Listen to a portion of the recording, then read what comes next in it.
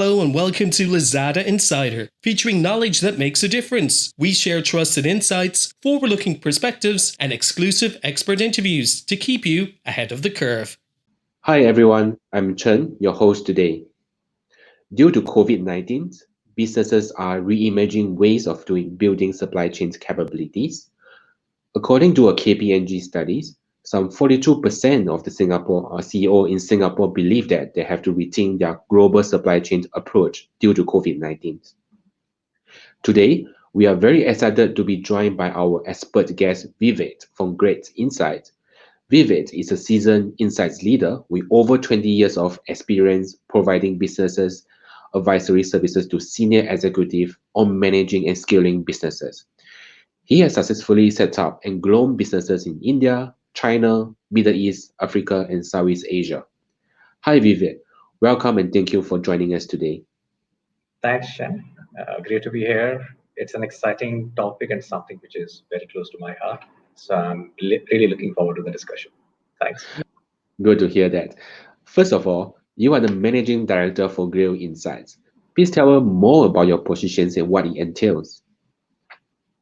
Thanks, Shen. So in my role, I head the consulting business for Grail in emerging markets. I have spent the last decade in helping set up Grail's business in China, Africa, Middle East, and Southeast Asian markets. The key business areas of interest for my emerging market clients include assessment of market potential, building channel and go-to-market strategies, assessing value chain structures, preparing for disruption, and something you might be interested in, which is understanding consumer shifts with the emergence of modern trade. How has the pandemic impacted supply chains in Southeast Asia, in your opinion? Before we go there, I think it's very important to understand the roles that SMEs play as part of the business and overall markets in the region. Uh, they are significant in terms of the total number of enterprises. So SMEs contribute around 98% of overall number of enterprises in the region, which is all, and they contribute around 40% of the GDP to the markets. The GDP contribution of SMEs is even higher when we consider markets like Indonesia, where it is around 60-61%. The segment also contributes significantly to the share of employment to the respective economies. Especially if you look at Thailand and Indonesia, the contribution to the employment is in the range of around 90%. Now you can really appreciate customer needs. And they have limited reach to the global markets, but they are dependent on international suppliers. For example, manufacturing clusters in China. And coming to COVID, well, COVID was in a way, if I can use a phrase, a Suez Canal moment for Southeast Asian supply chains, where everything got disrupted. So it definitely has impacted SMEs in the region on multiple fronts. So I will talk about the areas of impact one by one. Number one, there was limited access to customers. So most of the markets in the region they witnessed stringent lockdowns. In fact, there is a second wave coming, and there is already a talk about another lockdown, oriented regime coming up. Almost 42% of Asian SMEs they reported that they were unable to engage with customers due to government lockdowns and or physical distancing measures. SMEs in markets like Thailand, they have taken a severe hit due to weakened demand and unfavorable market conditions. Then there were local supply chain issues. Businesses faced transportation and warehousing challenges due to local restrictions and supply chain disruption. And then there was also dependence on international supply chain challenges. Uh, because of international shipment restrictions, majority of SMEs they could not get products from the country of origin.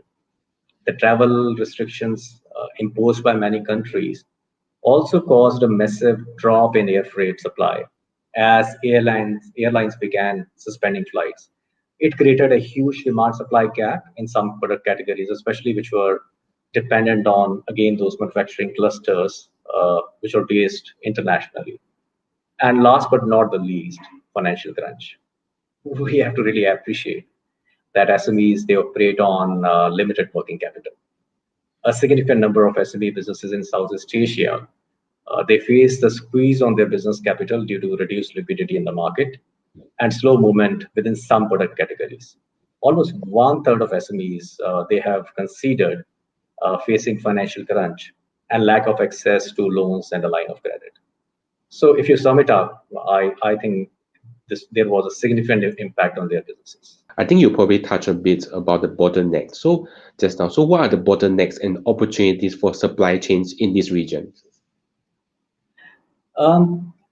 Let's break it down into the areas where supply chain plays a role. So first one is procurement. So if you look into how SMEs operate, they have to deal with multiple suppliers for different product categories, and it's a challenge to manage such a large pool of for a small business which has limited management resources.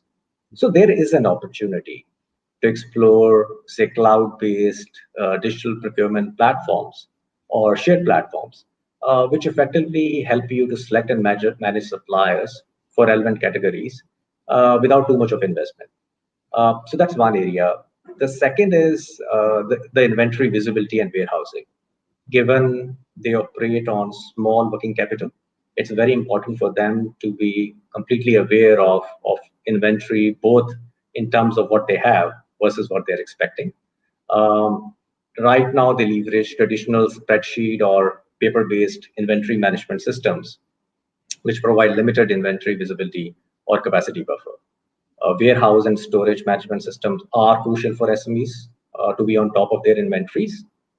It's generally easy for SMEs who leverage e-commerce channels to integrate their backend with a smart inventory management system because that comes intuitively to them. So it's always a good start if you have an exposure to an e-commerce partnership or channel. The third, and again, I think this came recently, which is managing seasonality and disruptions. SMEs have limited understanding of broader seasonality and its impact within each product category, especially due to disruptive events. Typically, they focus on fast-moving product segments, as you will appreciate, but it exposes them to the risk of being stuck with obsolete products due to changing consumer dynamics. As an example, during the pandemic, location and availability of goods, such as fresh products, were the primary triggers for consumers to change stores. In most countries, promotions or pricing has not emerged as a top three reason for switching to different stores. Now imagine, how severely SMEs that have traditionally enjoyed brand loyalty would have been impacted due to this, because brand loyalty, in a way, lost its relevance once COVID impact came. Uh, then there are a couple of others. I would say one is consumer shift. There is overall a parallel shift happening due to consumer preference to move towards e-commerce channels. And this trend has further expedited during COVID-19. Consumers around the world, including Southeast Asia, have been spending more time online, and they have shown more willingness to purchase items online. So this has provided new opportunities, one for e-commerce platforms, and also many SMEs in the region, to start moving, towards an omni-channel strategy, which actually, works very well for the consumers as well as for the SMEs and large players. And the last one is the outbound logistics. So if you look into SMEs, into B2, B2C businesses, they have limited control on outbound logistics. If there are any quality issues or if there are any related returns uh, due to quality issues, it further complicates the order management system, and then it leads to cash flow crunch and that inventory.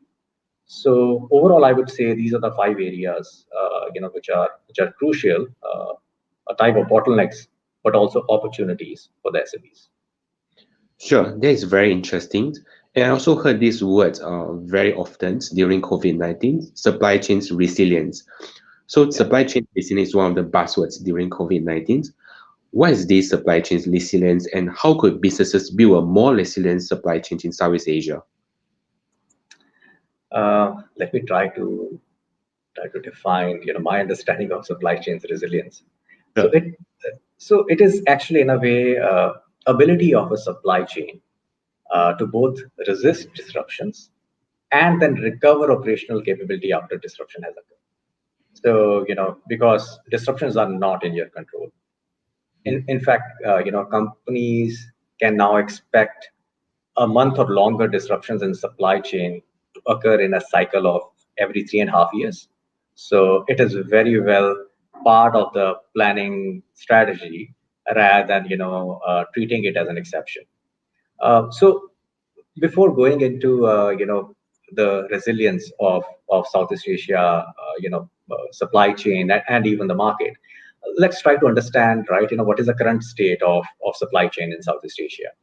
So, and I will talk in the backdrop of COVID. It's very difficult to move away from COVID, right? Given what's happening around. So, if I look into Philippines, 60% of SMEs face supply chain disruption due to COVID-19 in the market. In Indonesia, almost 45% of SMEs, especially in the urban centers, they reported that they were not getting the stocks. Uh, and I know we have been talking about disruptions, in the international supply chain, but in Thailand, domestic upstream and downstream firms, they have faced nearly the same level of shortage of inputs, which is in line with the global value chains. So we can't simply treat it as an international phenomenon. It's happening within the local markets. And if you look at Malaysia, apart from low cash flow, supply chain disruption was one of the biggest challenges that SMEs have shared, they have faced, right? And that, caught them off guard, especially the restricted movement measures and other border, closures that have happened. So this is the backdrop, right? Where we are talking about resilience. Let's first try to understand what are the characteristics of a resilient supply chain, because then it's easy for us to see, how actually the supply chain in Southeast Asia can overall transition to the ideal state. So the first one and the most important is flexibility to respond to unforeseen disruptions. And it is very intuitive what I've already shared, but I will give you an example. So when COVID came in, distilleries, some of the distilleries just shifted to producing hand sanitizers because they sensed, there is an opportunity and bottleneck at the same time. But there was enough flexibility in their overall structure to shift to a different production. We can always debate that, making sanitizer is easy, but fact is again, right, it requires a certain degree of orientation and inbuilt flexibility to do that.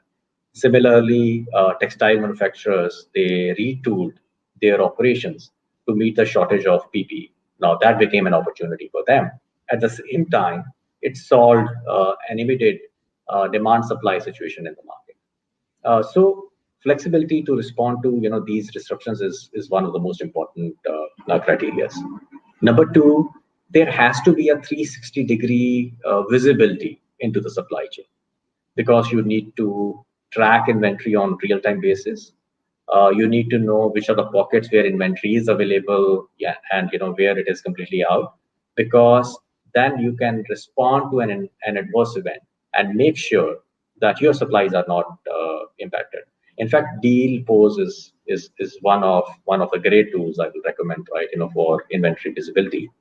Uh, the third one is intelligence to sense trends and detect opportunity. So one is how you react to it.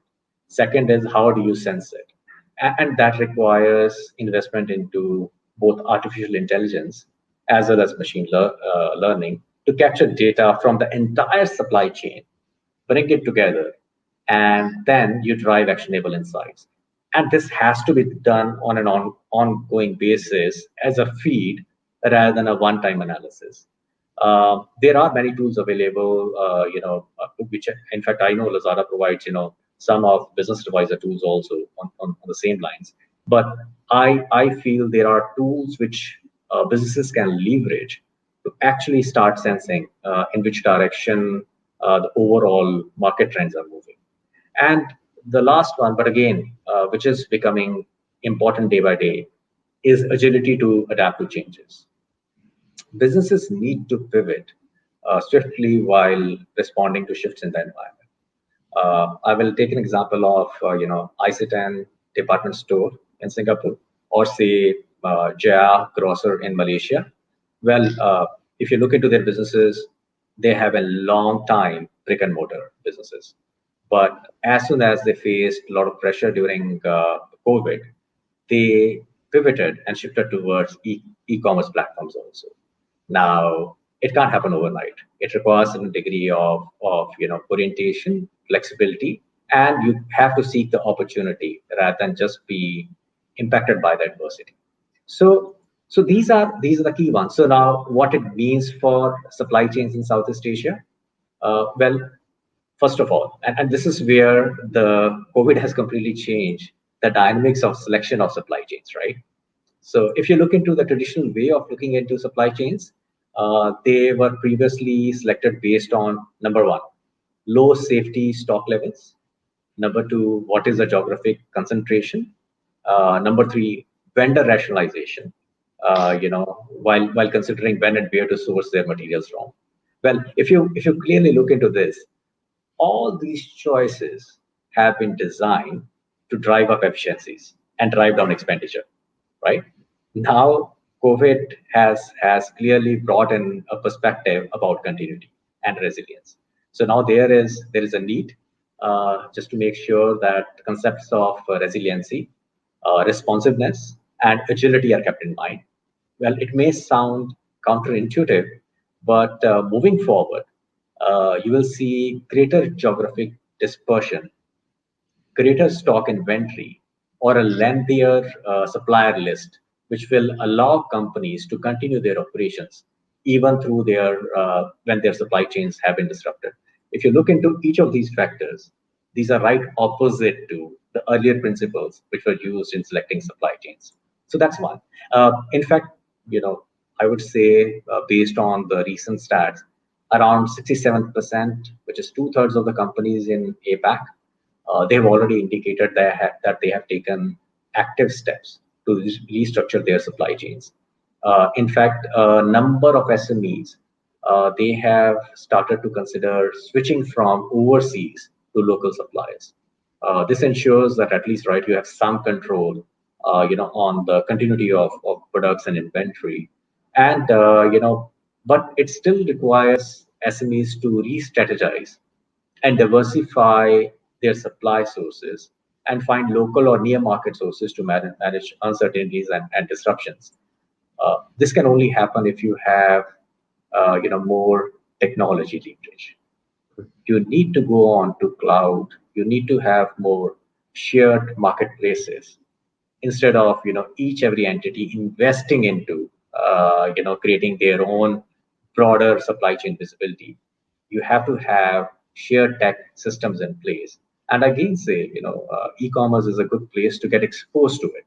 You can create your own spaces overall in the future, but it's very important that at least the segments and clusters, they should start moving in that direction so that they don't wait for the next disruption but are already ready for it. Last but not least, so do you have any advice to the local businesses in Southeast Asia? Despite the ubiquity of SMEs and their significant contribution to employment and GDP, the SMEs in Southeast Asia, they are still lagging in digitalization compared to large firms and companies based in urban areas. The transition to a resilient supply chain that can only be achieved if the SME businesses can join digital ecosystem because that provides them visibility, that gives them assurance, and that actually creates an agility to grab opportunities. So if I have to give advice, I will put it in a threefold framework. One is embrace digitalization. Number two, focus on automation, and especially to automate labor-intensive back office processes. And number three, move towards e-commerce. E-commerce platforms, like I said, they provide a shared digital infrastructure, which helps address traditional supply chain bottlenecks with minimum investment. It also broadens the reach and help modernize the business approach. it is a very good first step towards an informed business transformation and at least getting exposed to how our digital economy works. So I hope that in a way, passes a message. Definitely. That brings us to the end of today's episode. Thank you very much, Vivek, for fascinating and insightful sharing. Thank you. It was a pleasure, Chen. Thank you for having me here. This is Lazada Insider. We hope you enjoyed this episode. Make sure you click follow and subscribe so you don't miss our latest insights and expert interviews. Thanks again for joining us. Until next time, take care.